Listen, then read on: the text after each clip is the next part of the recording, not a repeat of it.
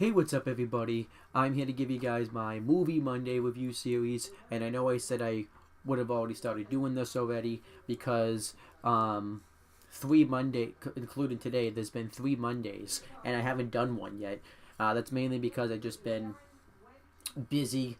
Well, pretty much what happened was 2 weeks ago when it was New Year's Day, I was out with my friends because it was New Year's, so I didn't get back till like late, so I didn't have time to. And then last week I had to shovel snow since we had a big snowstorm last week, and then obviously I'm making up for this week. So I'm gonna do 3 of these today because if I don't, then I'll get because I'm not gonna be able to do it next week because I'm going over to my friend's house next week, so I won't be able to do it then. And then I'm gonna have to, in 2 weeks from now, I'll have to make up for like 5 of them. So I'd rather make up for 2 of them in 2 weeks than 5 of them. So that's what I plan on doing. So yeah, I'm here to give you my Movie Monday review series. I'm really happy about this. I really want to review as much movies as I possibly can this year. I'm really looking forward to that. You're gonna get movies of all types of genres this year, no matter what it is, and I'll even do good movies, bad movies, whatever fun it is to do this series. So yeah, pretty much it's structured the same way too. Where I'll go over who made the movie and everything, how much when the movie came out, how much money went into the making the movie, and then I'll review the movie itself and then talk about give what I thought of the movie and then talk about the critics' thoughts and stuff like that. I'm gonna add a new thing now because I had known about this before, but I found out I'm gonna be using a website called IMDb, which pretty much is a way you can look up a movie, find the trailer, and find reviews for it and stuff. And what's better about doing it this way is instead of only getting critics' reviews, I can get also like fan reviews. So this is gonna be a new thing, so it may be it may take me a while to get used to this. What I'm going to do is I'm going to read some fans' comments and kind of respond to them as well. And I'm really looking forward to doing that. And then, I'll end the video. So, yeah, that's pretty much how this is going to work. I'm hoping I can make this work. It's been a couple of months since I reviewed a movie, so I may be a little bit rusty.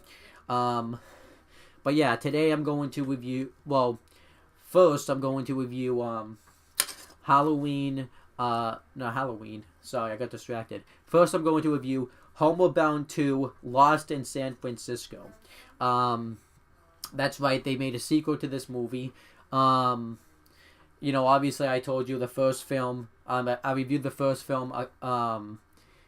It's been about 3 months ago now, and I've wanted to review this film for a while. When I brought the series back, this would be the first one since I reviewed the first film a few months ago, and then I stopped doing the Movie Monday review series. So I am gonna do this review. I am gonna review it now. And I actually remember this movie a lot because, like I mentioned before, when me and my sister were younger, we used to watch the Homeward Bound series pretty much all the time. We watched it religiously, and I think I may give the rating to the movies probably higher than normal people would, just because of nostalgic stuff, and I love the series. And yeah, I thought it was great. So I will make sure to mention that. But yeah, they did make another one. I'm guessing because of how successful the first one was, and this time instead of being in the mountains and stuff, they were in the city this time, and I'll talk about that more when I get there. So this was this definitely had hype behind it. I'm really happy that it came out, and yeah, I'm happy that it exists.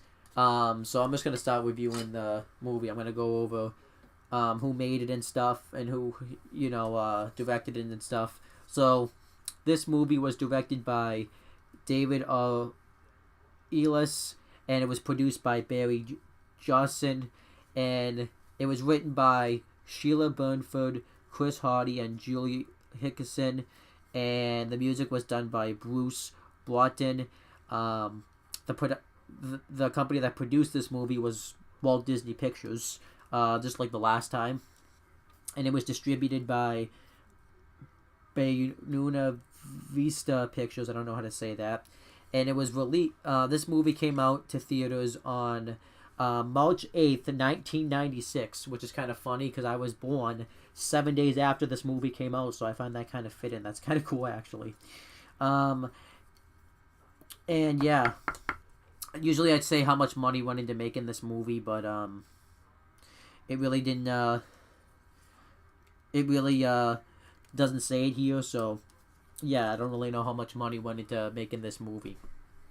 But yeah, so now let me start off by now breaking down the film.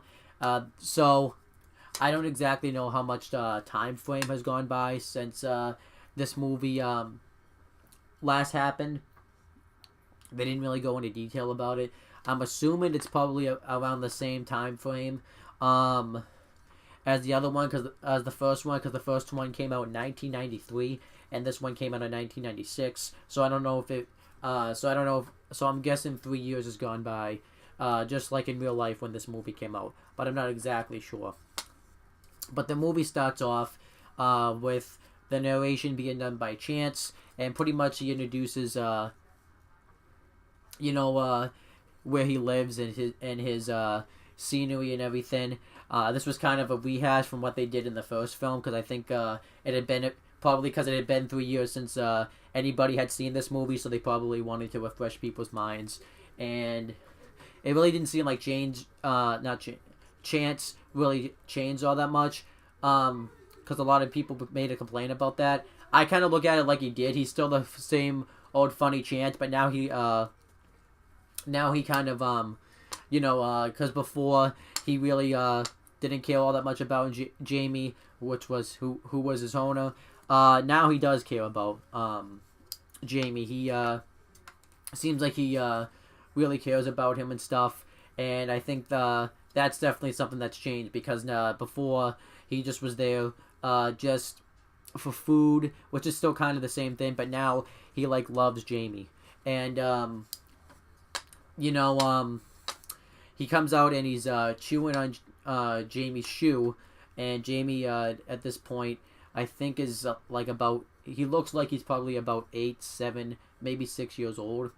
I always go backwards instead of forwards, but I'm gonna say he was 3 in the first one. He's probably like 6 in this one, and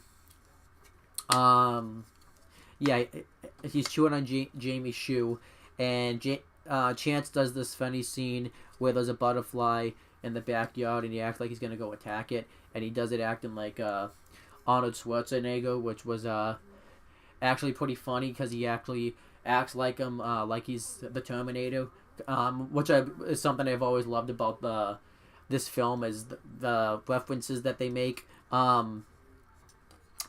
especially to the dog. So it would be kind of weird that they know this stuff. And yeah, so then we find out that and Chance and Sassy's still in the picture, and Sassy reveals that they've been packing up bags, and she tries to tease Chance, thinking that they're just going to leave him. And Chance is kind of confused about why they're packing bags. They're thinking that they're going to, that the family's going to leave them. And he rolls her on the carpet as if he's playing soccer. And then Bob walks downstairs, and when he with a thing full of clothes, and talks about the camping trip. Well, it doesn't talk about the camping trip, but talks about how they're packing up bags. And Sassy gets concerned and runs upstairs, and this causes Bob to fall, and a sack of clothes falls on Chance, and Chance gets like underwear stuck on his face, and they did like some comedy talking about how he was a male stripper. Sassy even did male stripper music, which I thought was really funny. Hope comes up and doesn't even care that Bob fell. It was Sassy that she cared about, even though she caused him to fall, which I thought was funny. And Then Shadow's curious about why everybody's packing, and Peter reveals that they're going camping in Canada, and taking the dogs and the pets with them, which I thought was kind of cool. Because last time they went, they didn't take him with them. I don't know if it was because of what happened last time. They even Chance even did bring up kind of what happened last time when he talked about when he was narrating the story. He acted like he was gonna narrate the first one, but he's like, "Well, you've already heard that. Let's talk." But he was like, "Oh, you already know that, so let me tell you a new story." I thought that was kind of funny. That was kind of like breaking the fourth wall in a sense. So Jamie's looking all over for his shoe, and he's completely ignoring Chance. Chance is trying to play with him, and Jamie's completely ignoring him, even closes the door on him. So this makes Chance upset because he's starting to get concerned that Jamie hasn't really been playing with him a lot lately. And this kind of ties into the movie later on. And then eventually Chance smells donuts. He goes downstairs and he does this funny scene where he acts like he spits on him, and Hope was like reading the newspaper, and she's like, yuck. And they look, I would say Hope and Peter probably look like they were about in high school, maybe just out of high school, because they were like in I believe 3 years ago they were about younger. So Chance takes a donut when he hears Jamie's about to go off of his game, and I thought it was kind of interesting. He actually ended up taking a chocolate donut, and I thought that was gonna tie in because of the whole thing that dogs can't have chocolate and everything. And Chance runs off, and Jamie tells him to stay, and Chance is like, stay, but he ends up leaving anyways. Before Sassy's giving him, he runs into Sassy, who's in like this tube, like by the swing set, and she keeps teasing him, talking about how Jamie doesn't want him anymore, and just to mess with him, because they have like a little that cat dog relationship where dogs and cats don't really like each other, and she teases that they're gonna leave without him, and Chance rolls her down the hill in the tube and right into the car. And Sassy obviously gets sick, and I thought that was a really good scene, and it actually kind of sets up what happens late at the towards the end of the movie, which I liked. And Chance goes to the baseball game, and when he gets there, it actually ends up being commentated by dogs. I actually have to get their names because I don't really remember what their names, but pretty much they commentate the baseball game. Now I don't think this was an actual baseball game, because Jamie plays in baseball. It looked like it was just practice, but they pretty much still commentate the baseball practice, because there was only one team there with the same color shoot hat and stuff. So I think this was just practice because it didn't really seem that way. So yeah, some of the I'm gonna try to see if I can. But yeah, because I kind of thought the way they brought these guys in was very clever. Some of the three commentators we had was I'm not really much of a sports guy, so I'm just gonna read this right off my computer. One of them was Spokey Michaels, who was a who's been in a ton of basketball movies and stuff like that, a ton of sports movies. So that's kind of what his tie-in is. I'm just reading this right off the. I think the rest of them. But he was actually played. I usually mention the cast at the end, but I'm gonna mention it now because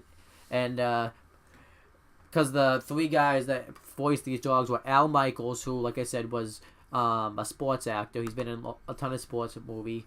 Tommy Lasorda. I don't know if that's how you say that, but he was I'm just reading it, one of the best managers in baseball until he retired in July of 1996, which was kind of funny because this movie came out in March of '96, and then obviously we had Bob Uecker, who was a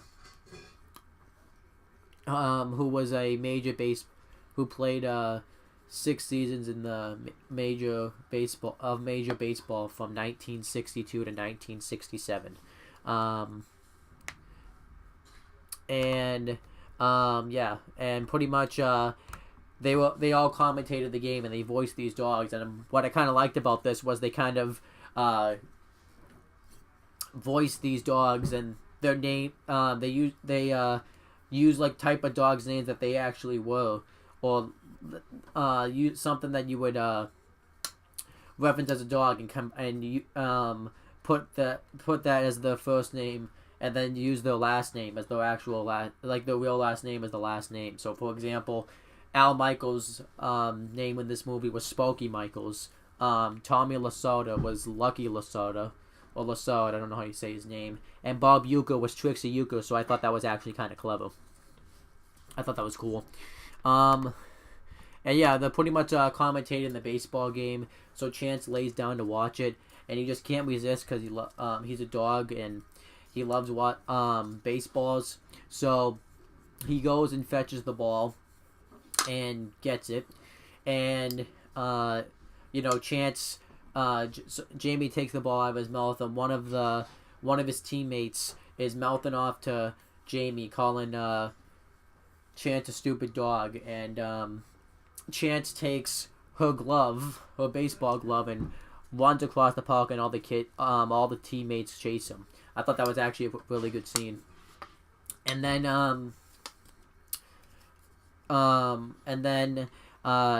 Chance and Jamie's upset with Chance, and pretty much, and he's just really mad at him. He's also upset that he has to go on this vacation because because I guess they're having like the World Series, and he's gonna miss it because they're going camping for 2 weeks, which really doesn't make any sense.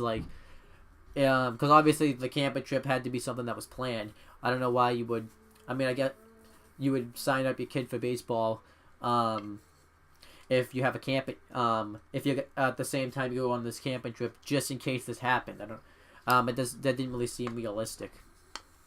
I guess I could say they didn't really know those would be the most important games. They can't time that stuff out, but it really didn't make any sense. But whatever. Because Jamie's kind of starting to grow up. He's having a little bit of an attitude, but not a lot. And he's kind of upset with Chance because they had to chase him all over the park, and they were almost late for their plane. So so they go to the car, and they're all curious about where they're going. They know they're going camping, and Chance is like, well, whatever it is, it can't be anything bad because because they wouldn't have given us those tranquilizers otherwise. And then Bob says, "Hey Peter, did you give him the tranquilizers?" And then the pets are like, "Uh-oh." And they do some funny comedy on the way, they do a parody of the song where I forget the name of it, but instead of beer they sing 99. I forget the number that Chance said, but I think it was 99 cans of dog food on the wall. So it's pretty much the same thing. And Chance throws up in the back seat because I think there was something that they ate that was kind of like the tranquilizers, and he throws up an old ball that he chewed up, stuff like that. And eventually they go to the plane, and they're loading up the animals for the to take for extra cartage. And obviously Chance, because he's afraid of cages after being in the pound and stuff like that, doesn't want to go in there, and he thinks he's going to the bad place. And Jamie doesn't really do anything to stop him. When he's going to say bye to him, Jamie just kind of nonchalantly says bye like he doesn't even care, which kind of ties into the story. And the dogs get taken away, and Chance starts to freak out because he sees people like in uniforms, because they're like security that work at the plane. And Chance wants out because he thinks he's going to the pound, which he calls the bad place. So I'm just gonna call it one or the other. And he shakes his cage. It falls off, and it one of the another cart carrier, like it's like those cars that take luggage. I think it's called a luggage carrier to a plane. And it breaks Chance's cage, so he's able to get out. And Shadow and Sassy can't just leave him there, so Sassy helps Shadow get out, and Chance goes back up to the baggage claim pretty much because he thinks Jamie's going to be up there. And he goes up through like the actual like baggage claim itself. I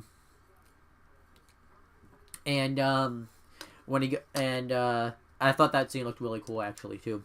And Shadow and Sassy catch him, and when Chance sees that Jamie's not up there, Shadow, Sassy, and Chance realize they have to go back down and find where they would be, because they know they're going to be in an airplane. They don't know what an airplane is, but they call it. That's pretty much what it is.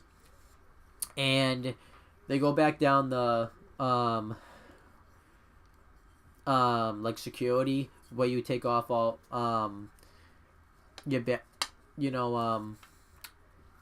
bags, and they check to make sure you don't have any like bombs or anything like that. Probably was a different case back then, but sort of. And what looked really cool was when because they had like this X-ray scanner that checked to see make sure there wasn't anything suspicious in your bags, and they had Chance in there, and he did like a funny line like, something doesn't feel right in my bones. I thought that was hilarious. And they did a thing where they went down the slide of like the baggage machine. I thought that was really funny. And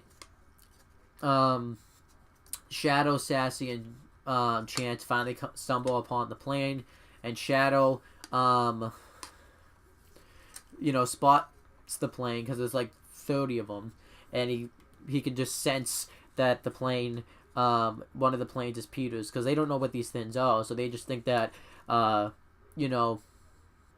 whole family's just gonna stop on account of them. So they lay down. One line I liked was Peter was talking to his dad in the plane, and Peter asked his dad if the animals are gonna be okay, and Bob says, "Son, they're gonna be fine. They're safe and sound right below your feet," which was, I always like that line because it's kind of like foreshadowing, because obviously we know that they weren't. And the plane is set to take off, and Shadow realizes thinks that the plane's gonna stop, but Sassy realizes that it's not gonna stop, so it doesn't, because obviously they can't see him. So Chance act like they all got scared of it. Chance act like he wasn't scared of it, but you can see that he peed a little bit. And then security comes down to take these to get the pets, because we don't know, just because they're loose. So the pets think that they're gonna go to the bad place, so they pretty much reenacted the whole scene where they actually escaped from the pound, where they go through the fence and Chance gets stuck, but this time he's able to escape by himself, and they pretty much reenacted that whole scene. It was still nice, but it was pretty much a reenactment. So then the pets realize that they're lost, and Shadow says that they're gonna have to go all the way home, and he thinks home's just gonna be a nice walk. And Chance doesn't want to do that because of everything that happened in the first film. So Shadow and Sassy leave, and Chance, I think, gets scared, so he goes with them. But he acts all tough, like, well, if you insist, I'll go with you. So it shows a montage of them walking all over the city, and Then it takes them to like the like an alleyway, probably like the stingiest part of the city, which I actually liked that scene a lot. I like that it kind of showed us that. And Chance finds garbage and starts eating it, and Shadow and Sassy find it just a random cardboard box just that's been thrown out, and they sleep in it. Chance is just gonna sleep outside, just so that way he can get all the smells and everything. And a big game probably of druggies, but we're not. We're not really supposed to know that. But that are just listening to music, walks by, and you can see their shadows. And Chance gets scared and goes into the box. And Sassy then says, "Just admit it, Chance. You're just as scared as all of us." And then it starts to rain, so the cardboard, obviously and Chance says another good line. Hey Shadow, I think you're gonna have. We're gonna have to choose a better hotel or something like that, which I thought was funny. So then the next morning, the pets, Shadow thoughts. The pets find out that they are actually further away than they thought, which obviously was a common theme throughout these movies. So they realize they have to start walking some more, and the pets are starting to go hungry. As this has been happening, the family find Bob, Peter and stuff find out that the animals have escaped. So Bob just wants to originally go fly back himself and look for the animals and have the kids and their mother go camping. But Peter, but they don't want to just because they won't have any fun if the pets are lost. So they all agree just to fly out and go look for the pets. Then it kind of shows you a montage of the pets looking out in the city, them riding in a trolley, them looking out like into the sea, and somebody drawing the painting a picture of them. They end up going like to a seafood place, and they're gonna grab some scraps, and the guy chases them away, and eventually they start to get hungrier. They haven't really caught any food, which you would have thought it would have been easier to catch food in the city than it would be in the mountains. But I guess because they have more options about what they can eat in the mountains, because it's easier to actually hunt, I guess they couldn't. So I'm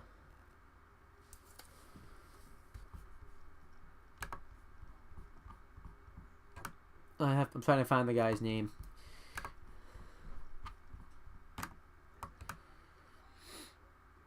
But yeah, pretty much they're gonna do whatever. Sassy gloats, talking about how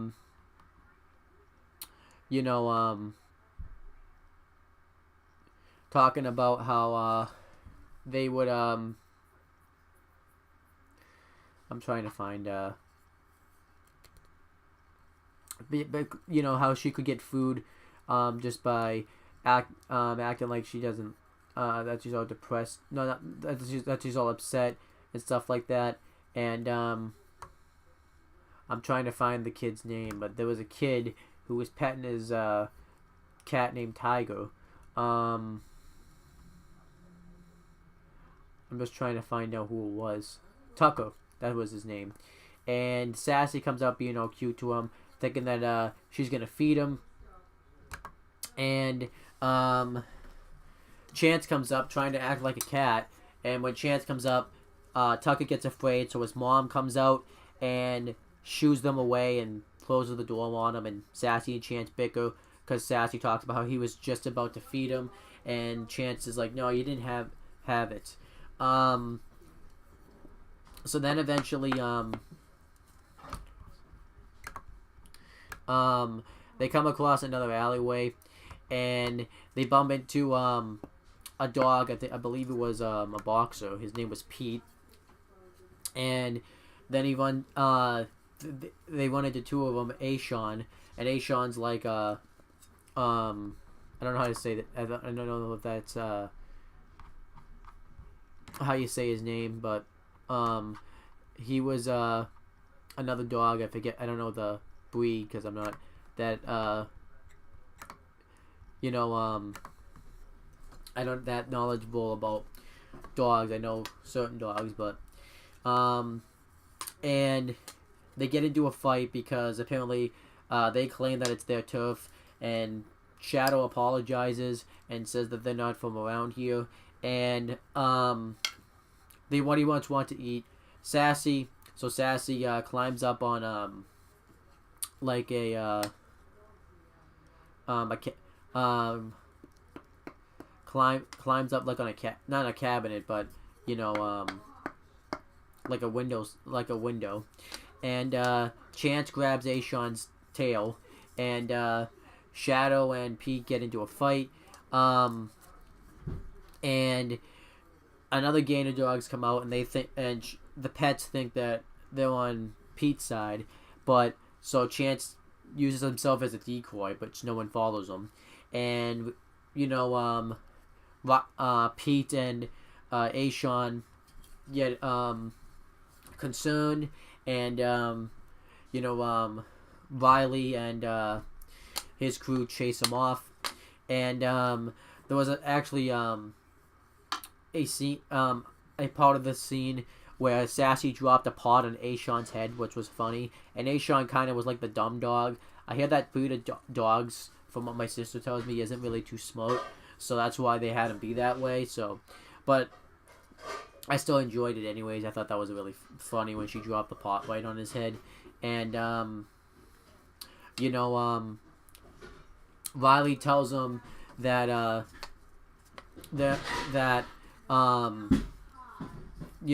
warns them that they shouldn't even be out there because it's not really safe for pets, and pretty much Shadow reveals that they're not from around here, and that they're lost.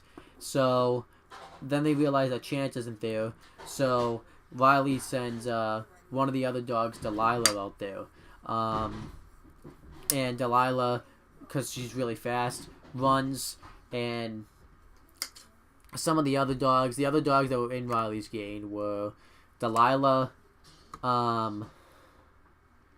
Slay, Bando, Spike, and Strokey. Spike had like this. No, Strokey had this funny joke where he would since he had fleas, he would constantly scratch, and every time he would try to speak, it would take him forever to say a sentence.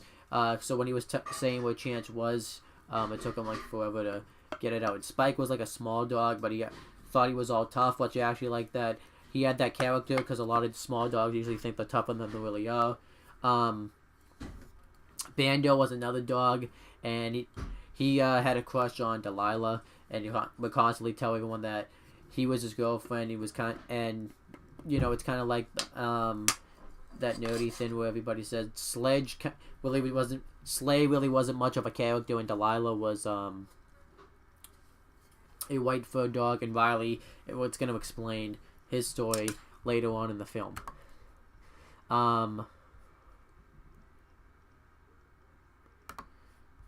And yeah, so so Chance thinks that he's chased off the dogs, so then he stops and he sees Delilah chasing after him, and he thinks that Delilah was on Pete's and Ashawn's side, so he still runs away, and Delilah's kind of hitting on him. So Chance gets tired, so he's gonna use a decoy himself, and Delilah doesn't see. Delilah stops, and then Chance hid in the behind the bed of a truck. He attacks Delilah, but it fails. He actually he did another Arnold Schwarzenegger impression, and Chance Delilah pretty much wrestles Chance to the ground, and she acts like she's gonna finish him off, and she kisses him, and they introduce each other. Not Shadow. Chance is wondering why Delilah was chasing after her, and Delilah talks about how that it says that Shadow and Sassy sent her over there to find him, and he doesn't believe her, so he says, well, let me. So he asks her what their names are and to show them a secret paw shake, and Delilah's like, they didn't show me a secret paw shake, and he's like, that's good because there isn't one, and then Delilah's like, you're lucky, you're cute, and Delilah and Chance kind of begin flirting with each other, and I think Chance gets nervous, so he does things like walk into a fire hydrant. He falls into a hole that somebody had dug into the road doing construction work, and then the Chance really isn't in any hurry to get back home because he doesn't think that Jamie really wants him anymore. So then he just wants Delilah to show him around the city. So she agrees to do that, and I think Chance walk into a bicycle because we hear something happen, like a crash, like he walked into something, but we don't hear anything. So then Shadow. So then Delilah shows her to the bridge that has a ton of duck ponds in it, and Chance really wasn't all that interested in it because he lives around that area all the time. So, but it's one of Delilah's favorite places. It was supposed to be a real romantic place, and then Chance starts telling Delilah about Jamie, about how it's his human and everything, and Delilah warns Chance not to trust humans because she tells the story of how Riley, because the whole thing about Riley is he doesn't trust humans.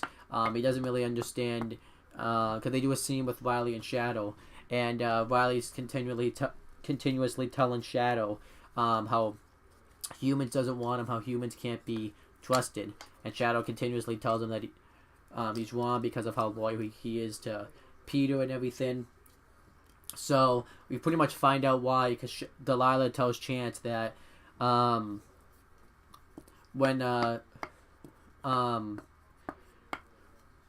Riley was a puppy, a family, I forget the name of the kid, but a family had gotten a little boy, Riley, when he was a puppy, and they got him as a Christmas gift.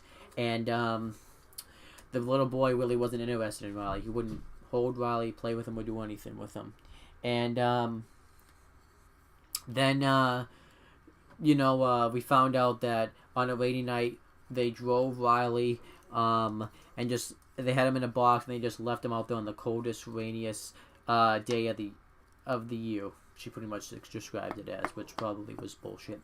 And I'm assuming that's not what happened. I don't think they just left Riley out there. I'm assuming they were gonna probably take him back to the store or something, and they hit a wrong turn or something. He just fell out of the car because that's what it looked like to me, and the box was all damaged. But pretty much because of that, Riley doesn't trust humans, which I guess I can see. You really can't blame him. So then,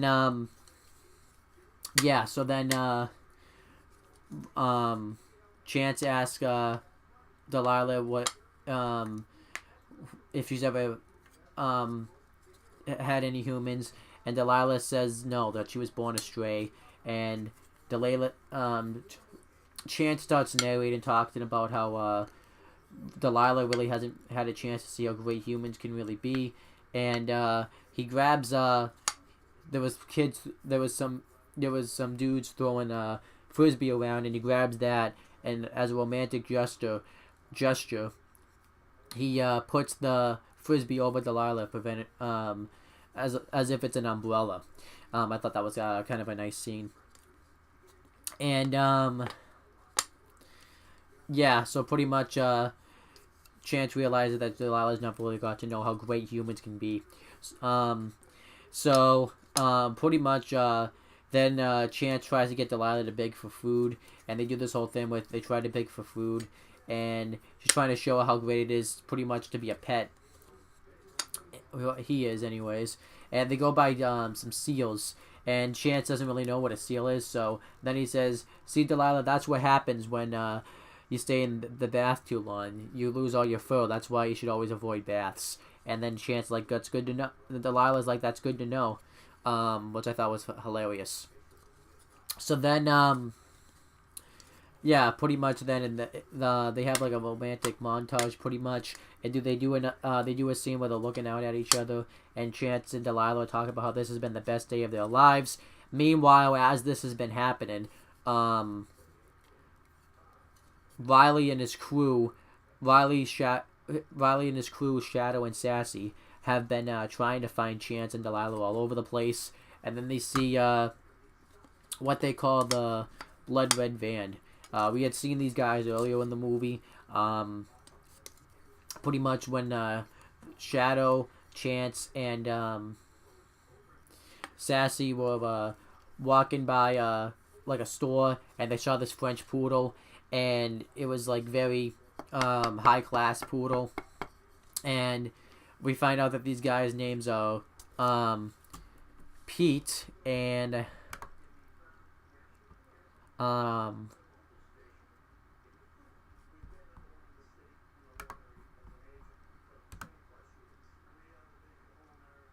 I'm trying to find out these guys' names. No, sorry, not Pete. Jack and Ralph. And we find out that these guys, pretty much, we find out that these guys work with. I'm assuming what's happened that these guys were paid by a scientist to kidnap dogs because they don't look like they're really any scientists, and they were paid to kidnap them to take them to the lab. And obviously, we know that the scientists do like a bunch of experiments on them, and they get paid probably good money. They have some dogs in there. They try to kidnap the guy's French poodle. The dog bit him, Jack, and peed on him, and he gets caught by the owner. So they were roaming the streets, and so the dogs and Sassy hide, and Riley pretty much tells them what it is, and Shadow reveals that they have to get by the Golden Gate Bridge, which is pretty much the San Francisco Bridge. Forget the name. I don't know the name of it. And they ask Riley to help him get there, because that's pretty much will lead them to home. And Riley reveals that he's not going to do it for any pets. So Shadow and Sassy leave. They walk by Pete's and Aishan's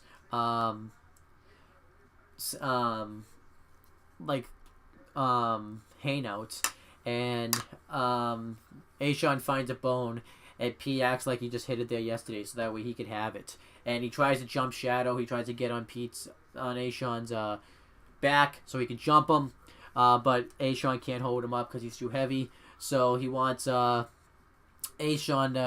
They're gonna go through an opening in the fence, and they want Aishan to just jump him. And Aishan doesn't really understand. He thinks that Pete's gonna jump him, so they do this scene like, "You jump him." No, you jump him. And then they walk by before it's too late, so they miss their chance. We see these guys later on, obviously, again in the movie, and then we find out earlier in the film, Jack and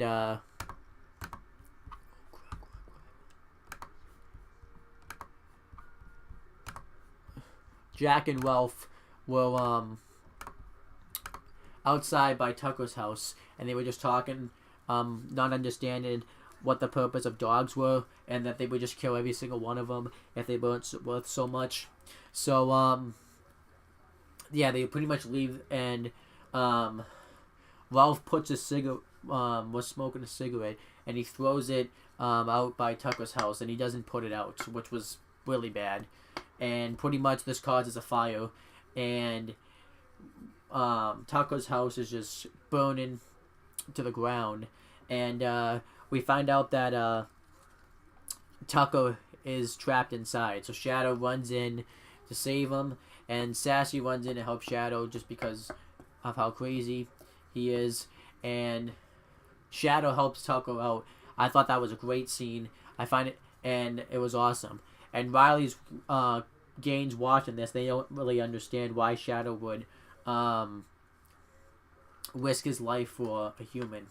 And then when the house pretty much almost burns to the ground, Tiger, his cat, was in there, and Sassy saves Tiger. And Sassy wanted to get a meal out of it, but she didn't get anything out of it.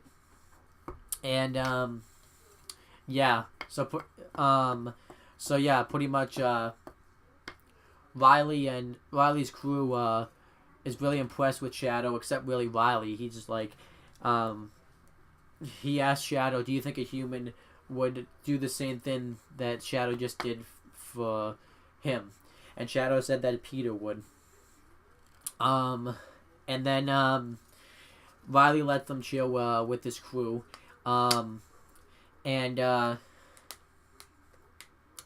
before they leave, Tucker thanks Sassy and Shadow for saving Tiger and his life. And Shadow has a great message talking about how a dog is a boy's best friend, which is true. And then when they leave, Tucker asks where they're going, and Tucker's dad says that they're going home, son, which was where they're going. And then they go to Riley's little hangout, which is just pretty much like an old abandoned building, and they find Chance and Delilah have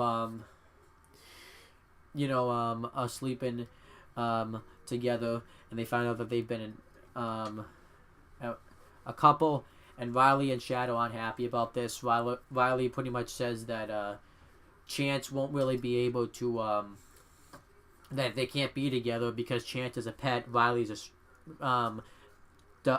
Delilah's a stray. So, but it pretty much turned into a big argument. Kind of like the whole thing where polar opposites can't be together. Just pretty much the typical stuff. And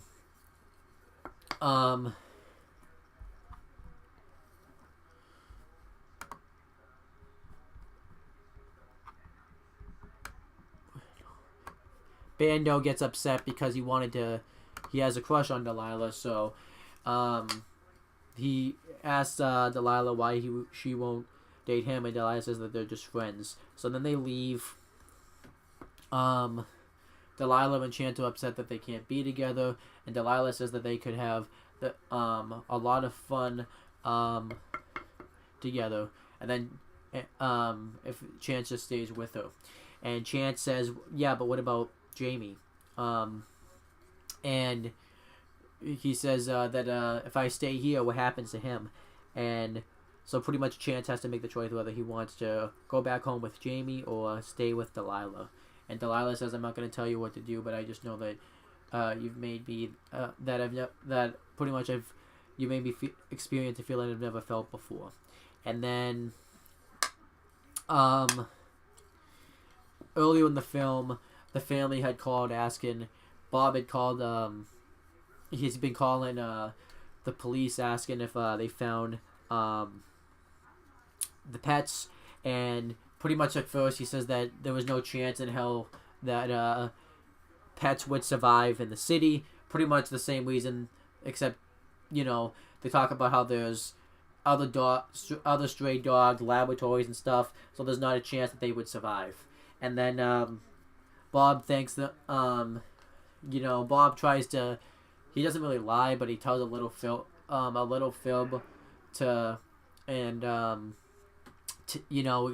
keep the family hopeful that they would be found.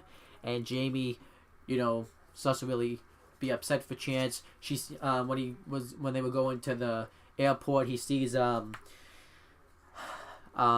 somebody playing with their dog, and Jamie's trying to act like he doesn't care, but he asks his mom if they would be able to find their dog, that if Chance would ever get found and stuff.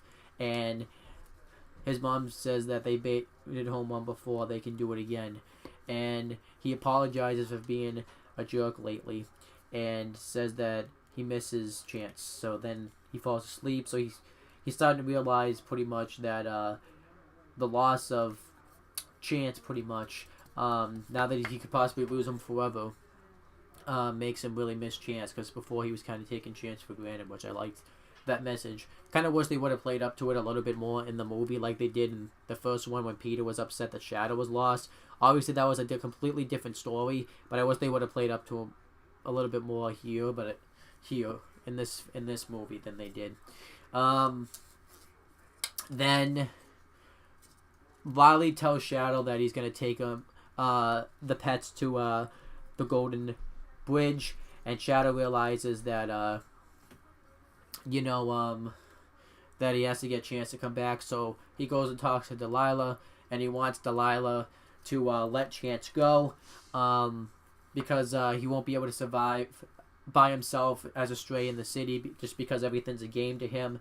And he tells Delilah that she won't always be able to protect him, and Delilah doesn't listen.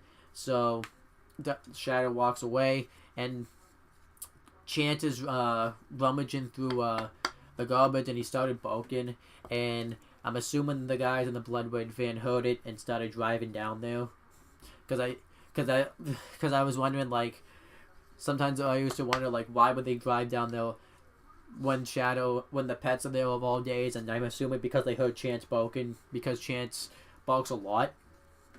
So Riley's crew hide in the abandoned building, except Chance, because he doesn't even see them coming, and Delilah thought Chance was right behind her, so they pretty much have to watch as Chance gets taken.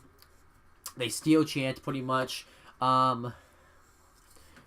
Jack and Ralph try to distract him by showing him a cheeseburger, and they have one of those collar things that straps onto a dog, and they throw Chance in the back.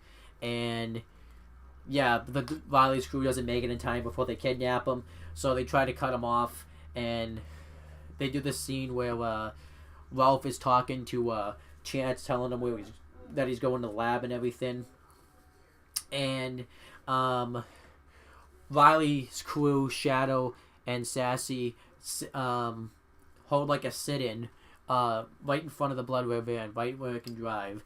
And Sassy reveals that she has a plan, and when the Blood Red villain drives over there, they realize they're sitting there, so Ralph wants Jack to run him over, but Jack realizes that if he runs him over, that if they run, that pretty much that would kill off a lot of their profit. That's a lot of dogs that they could get, but Ralph wants Jack to show him who's boss. So the Blood Red van's about to run him over, and everybody moves out of the way, except Delilah. Her paw gets run over. So Bando, I thought, gets pissed, and he rushes to the Blood Red van and starts attacking the guys, and Sassy lets Chance free only if he says that cats rule and dogs drool. And the Riley and Slay attack Ralph and Jack. And when the other dogs get loose, the dogs in the Blood Red van go right after Ralph and Jack, and then Bando pretty much puts the Blood Red van in drive, and the thing drives right into the water and is gone forever. And then all the dogs are happy. Bando asks how Delilah's paw was, and Chance gets concerned for Delilah, asking that she's hurt, and Bando goes off on Chance, talking about, no thanks to you, and Delilah starts flirting with Bando, and Chance gets confused, thinking they were going to be a thing, and Delilah tells Chance that, that he's just a pet, she's a stray, it's never going to work, so she dumps Chance, and Chance gets upset. Shadow, calls for him, and he goes off on everybody. He says, lay off, old timer, and says that he doesn't need anybody, and leaves. And Delilah, obviously we found out, faked this and just did it to let him go. And Shadow says that, you had to let him go, it was the right thing to do. And Delilah's like, but asks why does she feel so bad? And Riley, tells Shadow that he sent the whole crew looking for him, and and haven't found Chance, because they do a narration with Chance where he talks about how heartbreak has hurt worse than getting a bath, going to the vet, and missing a meal, which obviously to a dog is pretty bad, which I liked that narration. So Riley says that if you want to go to the bridge, we have to leave now, and Shadow doesn't want to leave Chance out there, but Sassy realizes that they can't just stay lost forever. So they eventually decide to go to the bridge. They show Chance, I think, in front of some houses. I'm not sure if this is the case, but I think one of the houses was the houses from Full House. And I really wish, instead of... I mean, I didn't mind the love story, but that they would have had the cast of Full House show up on this film, just because I think that would have been pretty cool. And that would have been an awesome scene. But Riley takes them to the bridge.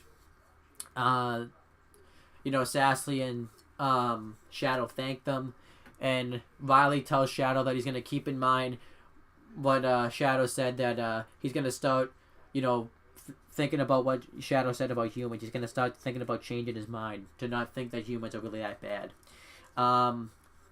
So Shadow and Sassy go to leave. Sassy was actually sitting home on the range, but she's saying her version of it, which I thought was funny.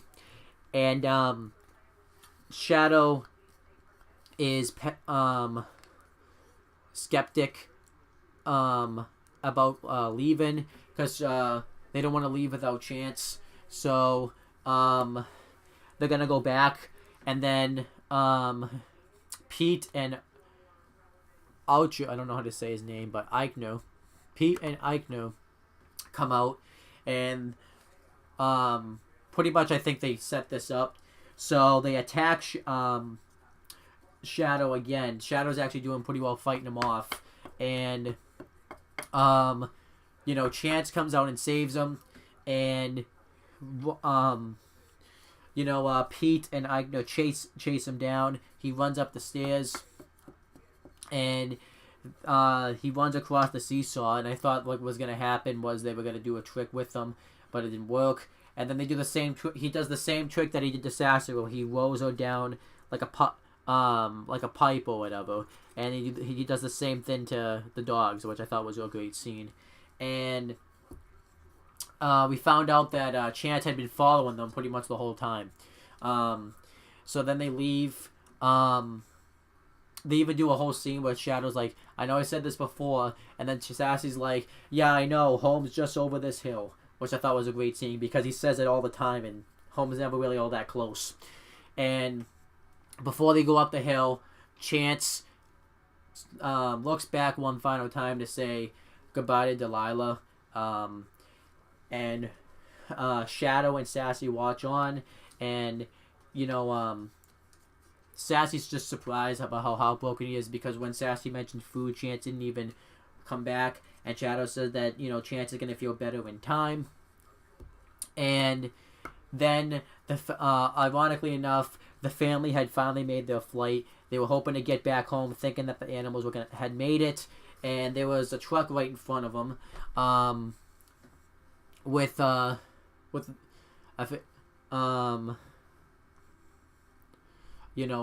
bit with a trailer right behind it, pretty much. And the truck sees Chance and tries to stop to prevent hitting them, and everybody gets kind of into a car accident, but nobody gets hurt. And everybody gets concerned.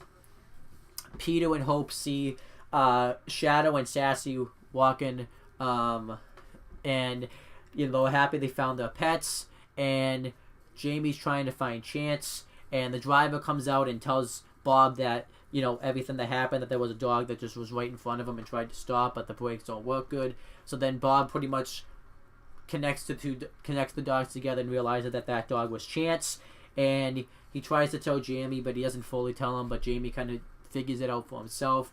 He gets all upset, and then we hear a dog bark and whine, and then Jamie looks underneath the truck and sees that the truck, I think, just missed Chance. I think the truck just stopped just in time. And, I think that I like this scene for a number of reasons. The first one is I like the way the scene looked. The camera work where it looked like that the trucker had actually hit Chance when he actually hadn't. Just to make you actually think that he actually, that Chance was hit. I also liked that they did this just because throughout the whole film, Chance had been worried that Jamie didn't want him anymore, and Jamie, was kind of taking Chance for granted. So, the Chance almost dying kind of made them both realize that that Jamie had wanted Chance all along. So I actually liked this scene. So yeah, they're all happy to see each other, and then the next scene happens, and before I talk about this, before this had happened, any of this, when Riley goes back from the Golden Bridge, Delilah's upset about the things that she said to Chance, and Riley just pretty much tells him that it wasn't going to work out. So Chance is still heartbroken. And this is the same day, I believe, where they were found, the animals were found, or maybe like a day afterwards or something. And, yeah, so pretty much Jamie's concerned that Chance doesn't really want to play with him or anything. Sassy and Shadow are concerned, and Chance hears a dog bark, thinking that it's Delilah, but it's just some random dog. So Chance realizes he's lost it. Then he hears another dog bark, and this time it was Delilah. She actually shows up, and I kind of liked how they had the other dog show up first, just to kind of make you think that Delilah wasn't going to show up. And Delilah apologizes for everything that she said, and they pretty much reunite, and Chance wonders how she found him so fast, and she says, I just followed my nose, Chance, and my heart. Which was kind of corny to say that, but it's a Disney movie, so, So they were happy to see each other. The family realizes that Delilah's there, so Chance wants Delilah to meet Jamie, and Delilah gets worried, thinking that Jamie's not going to like her very much. And, Chance, and Shadow's even like, let Jamie show you what humans are really like. And he even makes Chance even says a funny comment. Hey, he likes Sassy, so he'll definitely like you. And obviously, this was to, get back at Sassy. So Jamie pets her and realizes that, and this kind of made Delilah realize that humans really aren't so bad. So, Peter realizes that she's a stray, and all the family asks if they can keep her, and Chance is like begging Bob to say yes, and Jamie wants them to keep Delilah so that way Chance won't be sad again. So Bob agrees, and Chance jumps for joy. And before the movie ends, the pizza guy comes, and Chance goes right after the pizza guy. He falls. The pizza falls out of the box, and Chance digs in. And then another way to kind of break the fourth wall is Chance then says, I can't think of a better ending. And then that was it. That was the end of the movie. And overall, I thought this movie actually was really good. I don't think it's better than the original. I think the original is a little bit better. What I wish would have happened from this movie was I didn't really mind the whole love angle and everything, but I just thought it got a little bit too corny, a little bit, too mopey. It kind of took away things that could have been from the movie. Like, I think they could have done a little bit more with Jamie actually missing Chance, and because they didn't really go back to that all that much. And I also kind of wish, that they would have kind of explored some of the nicest parts of San Francisco, like maybe actually go to the Casa Full House, because that would have been cool to see them, or just see like the actual nicer parts of San Francisco, because they went to kind of some of the dingiest places of San Francisco. I did like the inclusion of the dogs and stuff like that, but I kind of wish they would have gone to the dingiest plate, like the nicer parts of San Francisco than the bad parts. And I just thought that this one, but the things I thought that were really good about this one was obviously the cast. I thought the cast was great. I thought, it was, even though everyone says that it's the same story, I thought the story was still done pretty well, really well. I liked the inclusion of the Blood Red Van guys. I thought that made sense to have them out there. And, I liked that it was shot in a different scenery. And, yeah, I thought like I said, the characters were great. The story was great. Overall, I thought the movie itself was done very well, really good. I thought when they went out and actually explored, that it actually looked nice. I just kind of wish they would have done it a little bit more than what they did. I think what happened was the magic of the first one was so great because they kind of recreated what the Incredible Journey actually was, but kind of went through it a little bit more. You had I think that one had a little bit more emotion behind it, because this one really didn't have a lot of it. Because I'm not saying like it should have happened, but the only one you really had was like when you didn't when you were questioning whether or not Chance had made it or not. That was kind of maybe one of them. So yeah, I kind of wish they would have done that stuff a little bit better. I wish, but overall, I still thought this movie was really good. I think I obviously rated high too, like I said, because of nostalgia. I think this movie's really nostalgia. Really brings back nostalgia, just because I've watched this movie pretty much since I was a kid, and I've always wanted to review it, and now I have. So yeah, I really enjoyed this movie. But I think what I did like that they added like Riley's game to it and stuff, because really up until that point the movie kind of like went kind of in the same way as the first one did, so that kind of brought something different to the movie. So I liked that as well, and it made sense. Why wouldn't they want into any dogs? So I liked it. So overall, the movie, before I go into like how much money the movie made and everything, let me go through the cast of the movie. So Michael J. Fox played Chance, which is kind of funny actually, because he's like pretty famous now. Obviously he was famous before, but I think that's kind of cool that he played Chance, because after all that time I actually never knew that, because he's been in things like Phineas and Ferb, Back to the Future. Obviously he's had his own TV show. I'm trying to find stuff that he's also been in that Stuart Little 2, and obviously then Stuart Little 1 and 3. I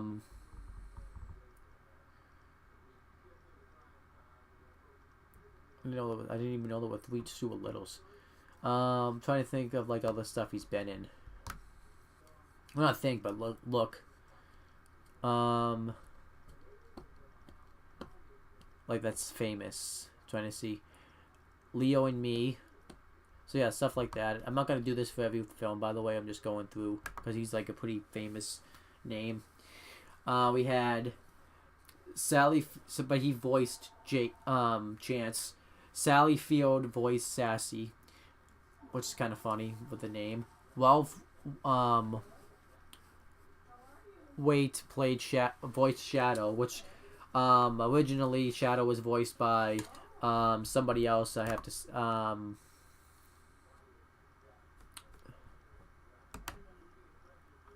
Shadow was voiced by I'm actually trying to look it up right now actually.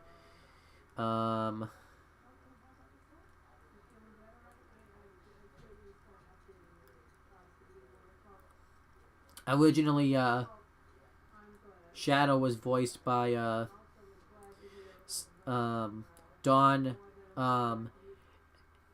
Amick. I don't know how to say his last name. Amick. Don Amick, but he ended up dying in '93, shortly after the first one was made, so they went with a new actor.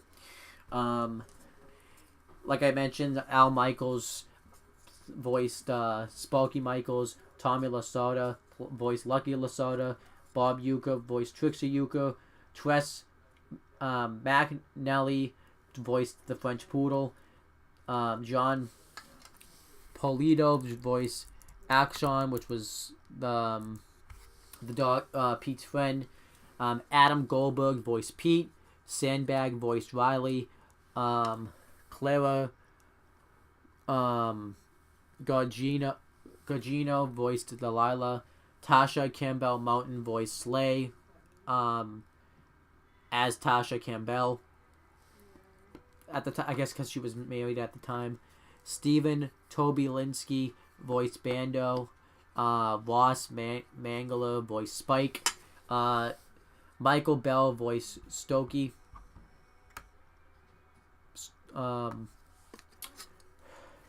Veronica Lauren played Hope, Kevin Shavala played James Seaver, and Hope Burnford, I didn't even mention the last name. Robert Hayes played Bob Seaver. I don't know how to say. Kim Grease played Laura Seaver, who was who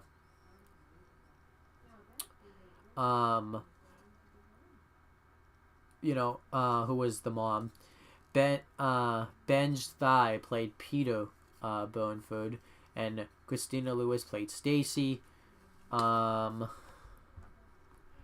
Stacy's someone that comes up on a bicycle, and when Jamie was looking for his glove, I guess they were gonna go there together. He yells to her that I'll meet you at the field later, Stacy. I'm not gonna go over everybody, by the way. Andrina Carter played Tough Girl. This was the tough girl whose gloves Chance stole. Ernie Prentice played Poodle owner. Michael Rispoli played Jack, and Max Perlich played Ralph. These were the guys in the blood red van. Ed Han Lu played Fish Seller. This was the fish seller that kicked the pets away when they were trying to get food. Keegan McIntosh played Tucker, but he was just Keegan McIntosh at the time. Sandra Ferns played Tucker's mom. Hofgar Matthews played Animal Control Officer, who was the Animal Control Officer that Bob was talking to. Andrew Early played Tucker's dad. And Will Sasso played Pizza Boy, who was the who was the guy that Chance tackled down. And Todd Wagner played Truck Driver. This was the guy that nearly killed Chance. And that's probably it. I think everything else is kind of from the first film. But as for the movie itself, the movie,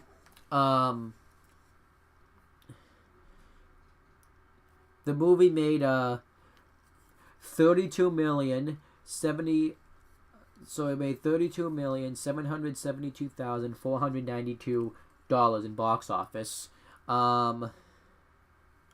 It says that it was number 2 at the box office, and it stayed in theaters for about 5 weekends. And during opening weekend, it made $8,605,649 and it was open to 2,129 theaters, which was impressive. And for the critics had a mix. Gave the film a positive review. It was a mixed bag about whether or not the film did good or not, and it had out of 17 reviews, 53% gave the film a positive review. So that's actually pretty good. Now I don't know if the box office is really anything to be good about, just because I don't know how much money actually went into making this movie. But I'm assuming that's pretty good because it didn't look like more than $32,772,492 went into making this movie. So I don't think that happened at all. Then now to move on to the actual people. So yeah, what I want to do every week is on the IMDb website, people post reviews of the movies, and I want to actually change it up and actually read some of them. I'm not going to read all of them, but I'm going to read some of them. I'm going to mainly read ones that kind of stick out to me about, I want to read like the good ones, and I also want to read the bad ones, because there's always both of them. I'm not going to read, like all of it, everyone's. This is just going to be something new I'm going to do every time, so let's hope this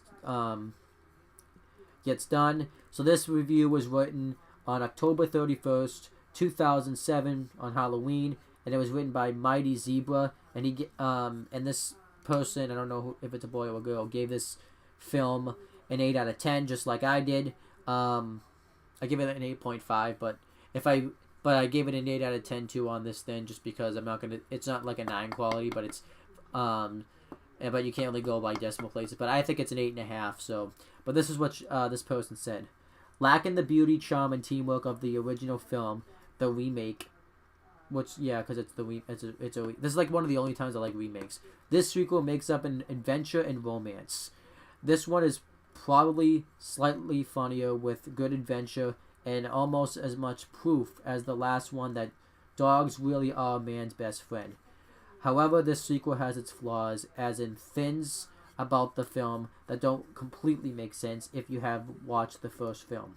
For example, in the first film, Chance learned, I'm going to read exactly how he writes it too, how to be a faithful and kind dog to Jamie. But in this, it seems he's even sillier. Another, which I can kind of counteract that by saying that he has been kind of faithful and kind to him, because he still wants to play with him and stuff. Before, he didn't even care about him at all, so I kind of counteract that. Another one of these flaws is that he explains in the first film that he lived on the streets, and now Shadow was talking about how he can't live on the streets and he doesn't know how to. And then he says, "What?" I guess you could technically say that. It could be to counteract that. I could say that it's also just Chance trying to be all tough, because that's kind of what Chance's thing is he pretends like he's done all this stuff. So, yeah. But that's what that person says. I kind of feel about the same thing, so we both are pretty much on the same boat with that. Then we have another person, Seth Nelson, who gave the review on September 4th, 2006, and gave it a perfect 10 out of 10. He said, "If you thought the first film was great, that's awesome. But the second movie, come along and find out." And then he kind of starts going through, the plot, and then he says, "Most people might not like this film, but seeing as how the first film was great, this movie is the same too. I like how exciting the adventure was, and I thought the pet's encounter with the blood-red van was funny too. Homeward Bound 2, LSBF, I don't know what that means, is twice as fun." Oh, Lost in San Francisco. So Homeward Bound 2, Lost in San Francisco is twice as fun as the first one is. And, yeah, I mean, I kind of agree with him. I don't think I gave it a perfect 10 out of 10, but I definitely think it's still a really good movie.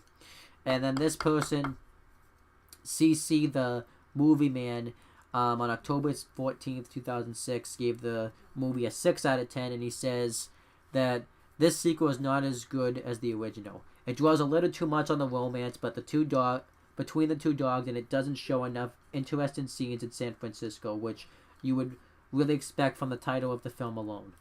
Which I kind of agree with them on that, actually. I think it does focus a little bit too much on the romance, and I think they could have done,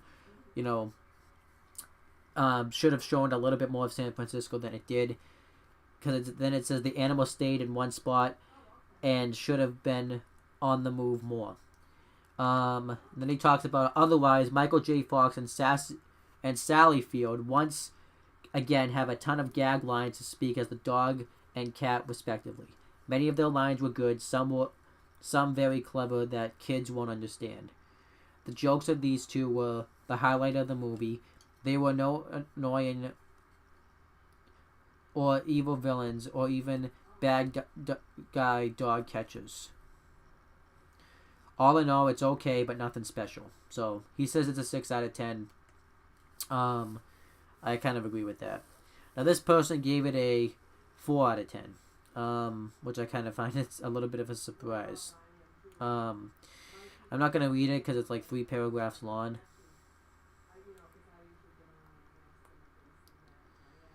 So I'm going to just read the first, some stuff. So this person was impressed with the systematic ability to conjure up an emotional viewer response, not only from children but as adults as well. And he says that, he talks about what it's like to lose a pet and stuff like that. But he said that Lost in San Francisco failed to do that. He talks about how the plot was a complete ripoff from the original. So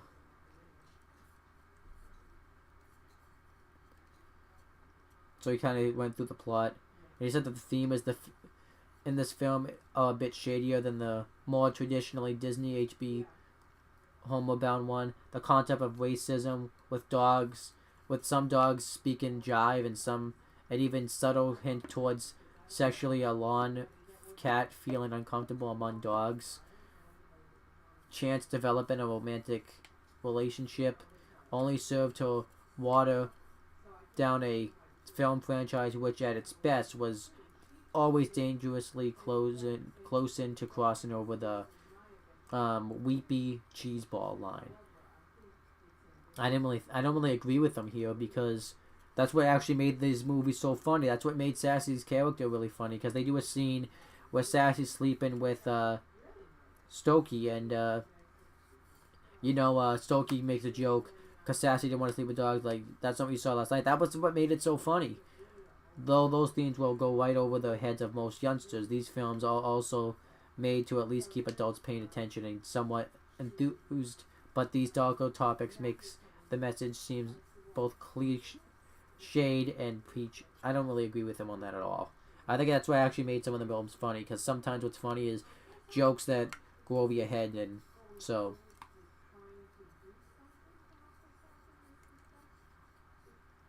So then he says, if you're the adult who was surprised to find yourself tearing up at the end of the part 1, don't expect the same sort of emotional material in this effort. It's decent, but just fails to capture the innocence and playfulness that was so.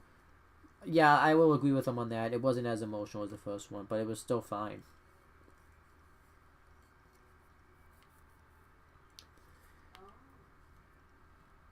He talks about, I'll just read you the last 2 paragraphs. The original Homeward Bound story is fascinating.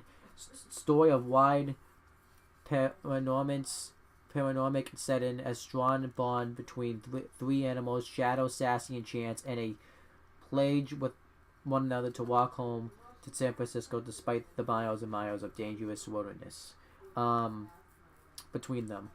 The 3 main characters are well-rounded, interested, and you care about them so much that the human characters seem somewhat less relevant, though not entirely, because they serve as motivation for the characters to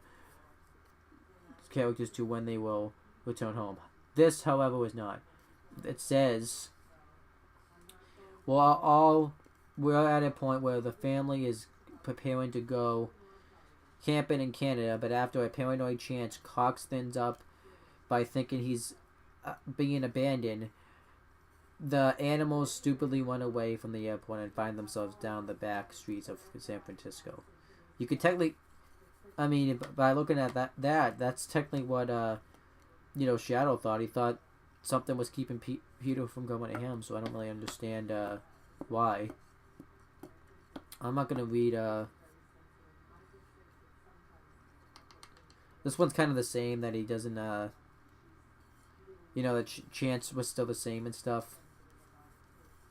This one though doesn't have a rating, but it's by Nidio 4 from September 1999. All I can say is, wow, they get to meet other dogs in this film, and there was actually some romance. There was none of this in the Incredible Journey. The only thing that was the same is that Chance still acted like a pup, and they found their way home. This is truly one of the best films, my fourth favorite. I think Disney did pretty good on this one.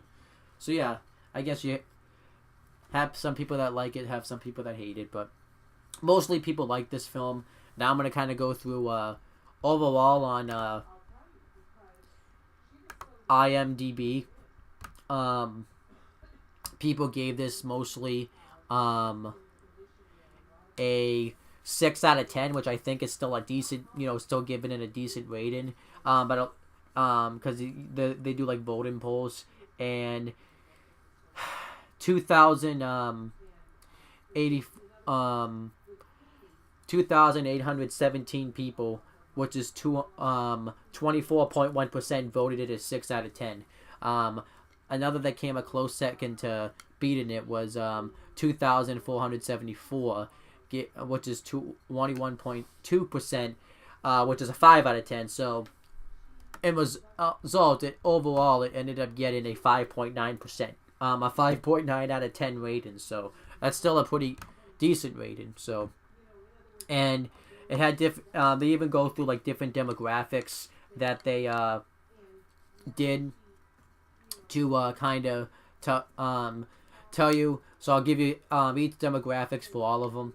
So all ages gave this movie a 5.9, and this is both between male and female, because the males gave it a 5 point, because overall 11,669 people rated that movie, and males gave it a 5.7, which was 6,788 males, and females gave it a 6.5, which were 2,793 males. And but then the then the ones that were only 18, males, which were 13 males, gave it a 6.9, and females gave it a 7.0. And overall, this got it a 6.9, which it was 16, because I guess more people voted the 6.9 than the 3. So, and then people from the ages 18 to 29, males gave it a 6.2, which were 2,739, and females gave it a 6.8, which were 1,426, which overall, all ages gave it a 6.2, which were 4,197. And then the demographic from 30 to 44, males, which were 3,290, gave it a 5.5. Females, which were 1,039, gave it a 6.2, which overall got a 5.6 rating, which were 4,358. And then for 45 plus, males gave it a 5.4, which were 554, and females gave it a 6.2, which were 221, and overall, 784 people gave it a 5.6 rating. And overall, the IMDb staff didn't give it a rating. The top 1,000 voters gave it, which were 237, gave it a 5.4. The U.S. users were, which were 4,304 of them, gave it a 5.8. And the non-U.S. users gave it, which were 4,130, gave it a 5.9. And that's pretty much, the entire film. So overall, people rated this movie pretty well, actually. It definitely is a movie that connected more with the female audience than it did with the male audience, because I think this is kind of more of like a female type movie. So that's kind of what happened. You can see that the people, it really went towards the females that were 18 because that were 18 and lower. Because I got a 7 out of 10, and it really didn't connect all that well with the males that were 45 and older, which was a 5.4 out of 10. So I was trying to figure out. I used to try to figure out how IMDb did this, and this kind of explained it. So that's pretty much the movie. I know this review seemed very long, but I like talking about this series, and it's the first time I ever doing it in this format. So I'm gonna try to see if I can work on it, but that's pretty much one of 2 movie reviews I have left to do. So I'm not going to do any plugs or anything like that, just because I'm literally going to come back right on here and make a video right afterwards. So that's pretty much it, guys. I'll talk to you guys in a few minutes.